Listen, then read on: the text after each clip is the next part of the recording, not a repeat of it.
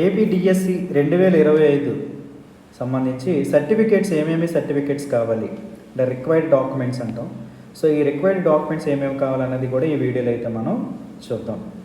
ఇక్కడ మనకి ఫస్ట్ మీరు అప్లై చేసింది డిఎస్సి అప్లికేషన్ ఉంటుంది కదా, మీరు ఆన్లైన్ ద్వారా అప్లై చేశారు కాబట్టి డిఎస్సి అప్లికేషన్ అయితే మీరు ఒక ప్రింట్ తీసుకోండి. అదేవిధంగా DSC rank card, TET marks memo అనమాట. సో టెట్ మార్క్స్ మెమో తీసుకోండి. క్యాస్ట్ సర్టిఫికేట్ కూడా అప్డేటెడ్ తీసుకోండి. అంటే క్యాస్ట్ సర్టిఫికేట్ అంటే సెక్రటేరియట్లో కొత్తగా అప్లై చేసుకుని క్యాస్ట్ సర్టిఫికేట్ తీసుకోండి. And schedule caste, schedule tribes and economically weaker sections ఇట్లా ఉంటుంది కదా, ఎకనామికల్ బ్యాక్వర్డ్ క్లాసెస్ వారందరూ కూడా క్యాస్ట్ సర్టిఫికేట్స్ అయితే తీసుకోండి. బీసీ అంటే బ్యాక్వర్డ్ క్లాసెస్ స్టూడెంట్స్ ఏం చేస్తారంటే నాన్ క్రిమీ లేయర్ సర్టిఫికేట్ అని ఎంఆర్ఓ ఆఫీస్లో ఇస్తారు, మనం ఫిజికల్గా ఇస్తారనమాట. So non creamy layer certificate తీసుకోండి. అదేవిధంగా ఈడబ్ల్యూ సర్టిఫికేట్స్ తీసుకోండి. సదరన్ సర్టిఫికేట్ అంటే పీడబ్ల్యూడీ క్యాండిడేట్స్ అనమాట. So PWD candidate southern certificate అయితే మాత్రం ఆల్రెడీ మీ దగ్గర ఉంటుంది కాబట్టి సదరన్ సర్టిఫికేట్ తీసుకోండి. ఎవరైనా సరే సదరన్ సర్టిఫికేట్లు మిస్ అయినట్లయితే నెంబర్ ద్వారా సదరన్ ఐడి ద్వారా మీరు సెక్రటేరియట్ కానీ లేదా దగ్గరలో ఉన్న మీ సేవ కానీ వెళ్ళినట్లయితే మీకు సర్టిఫికేట్ అయితే ఇవ్వడం చేస్తారు. అదేవిధంగా గవర్నమెంట్ ఎంప్లాయీస్ వచ్చేసరికి నో అబ్జెక్షన్ సర్టిఫికేట్ మీ హెడ్ ఆఫ్ ది డిపార్ట్మెంట్ నుంచి కూడా మీరు సర్టిఫికేట్ వెరిఫికేషన్కి తీసుకోండి. హెడ్ ఆఫ్ ది డిపార్ట్మెంట్ నుంచి మీరు ఎన్ఓసి తీసుకోవాలన్నమాట.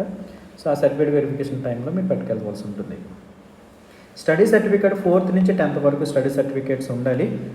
అంటే కంటిన్యూస్ స్టడీ 6 years అని ఉంది కాబట్టి కొంతమందికి 4th ఉండకపోవచ్చు, 6th నుంచి ఉండొచ్చు, లేదా 7th నుంచి ఉండొచ్చు. వాళ్ళు రెసిడెన్స్ ప్రూఫ్ పెట్టాలన్నమాట.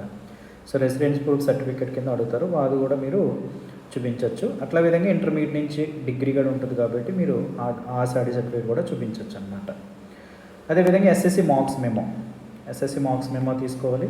ఇంటర్ మార్క్స్ మెమో, డిగ్రీ సంబంధించి ఓడి అలాగే లేదా పీసీ అని ఉంటుంది అనమాట. సో ప్రొవిజనల్ సర్టిఫికేట్ ఓడి అనమాట.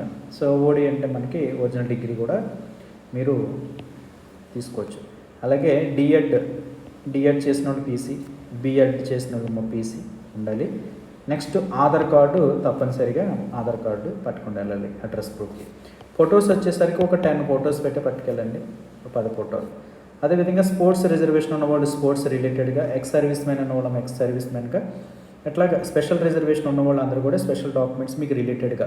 మిస్లినియస్గా మీకు ఏవైనా అంటే అవార్డ్స్ వచ్చినా కానీ రివార్డ్స్ వచ్చినా అట్లా విధంగా మీకు స్పోర్ట్స్ సంబంధించిన అవ్వచ్చు, అలాగే ఎన్సీసీ సంబంధించిన సర్టిఫికేట్స్ అవ్వచ్చు. ఎట్లాగా మీకు ఏమైనా మిస్లినియస్ సర్టిఫికేట్స్ ఏమైనా కూడా పట్టుకెళ్ళాలి. మ్యాండేటరీ డాక్యుమెంట్స్ అయితే మనం ఈ 17 డాక్యుమెంట్స్ అని చెప్తాం. సో ఈ 17 సంబంధించిన డాక్యుమెంట్స్ అయితే మీరు తప్పనిసరిగా ఆ ఫీల్డ్లో ఉన్న వాళ్ళందరూ తప్పనిసరిగా పట్టుకెళ్ళండి. సో సర్టిఫికేట్ వెరిఫికేషన్ దగ్గర మీరు ఇబ్బంది పడకూడదు కాబట్టి ఇప్పటి నుంచి మీరు ఎన్ని సర్టిఫికేట్ రెడీ చేసుకుంటే మీకు వెరిఫికేషన్ టైంలో ఇబ్బంది ఉంటుంది. బట్ నేను అనుకోవడం 1:2 పిలిస్తే బెటర్ అనుకుంటున్నాను. బట్ 1:1 పిలుస్తారా 2 పిలుస్తారా అన్నది ఒక కమిషన్ బేస్ చేసుకుని ఉంటుంది, డెసిషన్ బేస్ చేసుకుని ఉంటుంది. కాబట్టి సో మీరు అందరూ కూడా రెడీగా ఉండండి. సో అందరూ ఆల్ ది బెస్ట్. మ్యాక్సిమం హోప్స్తో ఉండండి, ఖచ్చితంగా మీకు మంచిగా జరుగుతుంది. Thank you అనంట.